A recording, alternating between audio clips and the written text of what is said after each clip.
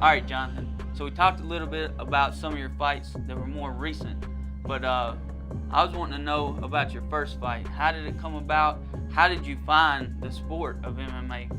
It's kind of a funny story, Chance. At the time, my whole life was college football and powerlifting.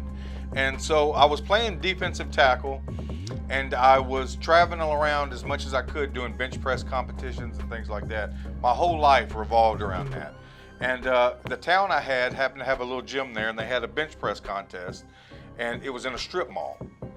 Well, I won the bench press contest. It was for the American Powerlifting Association, the APA, and I did a couple of their meets. One time I did a 575, and one time I did a 610. I don't remember which time this was before I made my debut in fighting, but it was one of those. Well, a guy seen me there, and he said that you should be a professional fighter. I don't know how he gathered that from me just doing bench press. Maybe he had heard stories, because at the time I was getting in a lot of street fights and things like that. But so he says, this is in the strip mall. He goes, let's walk 2 doors down, and I'm going to show you a couple things. I've got a kickboxing gym 2 doors down from where the competition was at. So we walked over there. It had a ring in there. It was nice. Yep. It was a nice little place. And he took about 5-10 minutes to show me a key lock and a guillotine choke. Oh, okay. He said, you're ready, right? He said I was ready after 10 minutes of that. So anyway, 2 days went by. That was on a Wednesday. 2 days went by. Friday comes. He gives me a call that morning and said, hey man, do you want to ride up with me? I'm going to go watch this professional fighting stuff in Evansville, Indiana. So I jumped in the car with him. We drove to Evansville. I went there to watch. So I'm sitting in the audience, and it was at a small little gym. There might have been 100 people in the audience. We're sitting there watching. Well, he goes, I don't know. I thought he was going to the bathroom or a concession stand or something, you know. And he comes back and goes, hey, somebody didn't show up. They want to know if you'll fill in. I said, they want to know if I'll fill in. I didn't know what this was 2 days ago. Yep. But I had some gym shorts, and he had some wrestling shoes in the car. So I went and put on his wrestling shoes. I had my own basketball shorts. I put those on. He had a mouthpiece that wasn't formed, right? So I said, I'll just use the unformed mouthpiece. So we do the fight. They put me in there, and I had no idea what I was doing. The guy tried to tackle me, and I was used to playing football, so I just got my hips away from him and went down. And then he was in that guillotine choke that I had learned 2 days ago.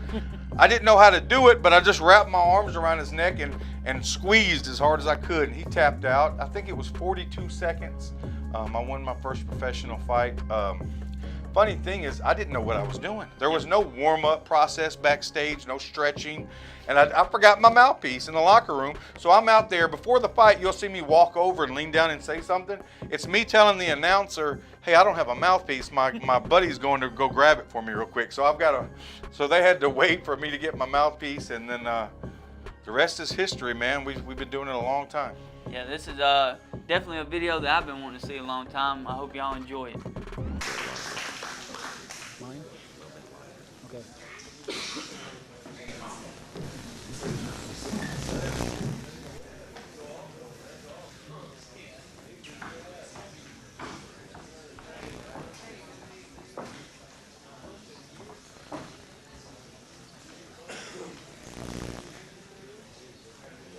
His opponent, representing jiu-jitsu and wrestling, weighing in at 240 pounds from Evansville, Indiana, Sam Smith.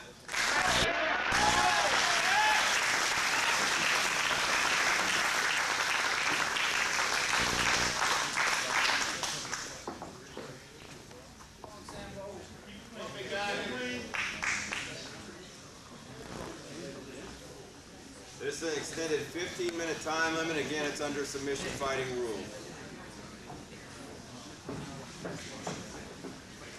Come on, Sam. Sam, go. Come on, Sam. Let's do it. Woo! All right.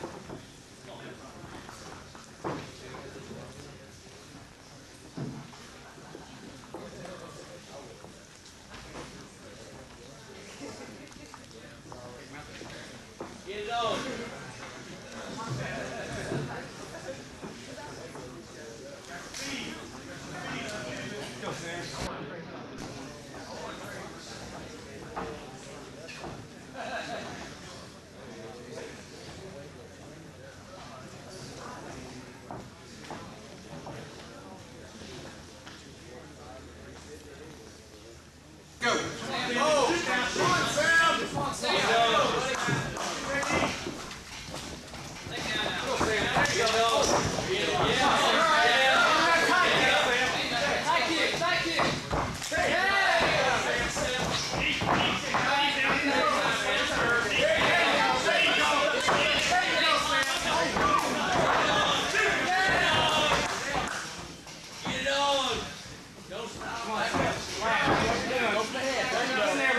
Sam. There you go. Take it in there before, Sam.